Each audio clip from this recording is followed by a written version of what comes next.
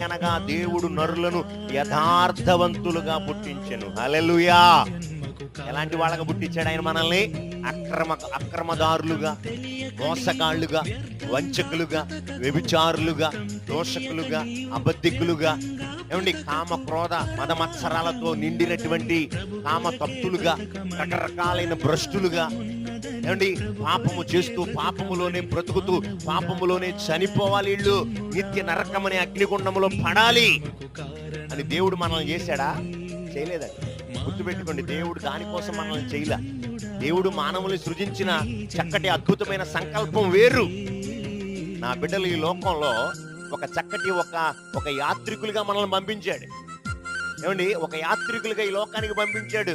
ఇదిగో తల్లి గర్భంలో ఒక పిండంగా మనల్ని ఈ లోకానికి తీసుకొచ్చి, నువ్వు మంచి సత్ప్రవర్తన కలిగి నా స్వారూప్యాన్ని నేను నీకు ఇచ్చా, నువ్వు చక్కటి విలువలతో కూడిన జీవితాన్ని కలిగి జీవించి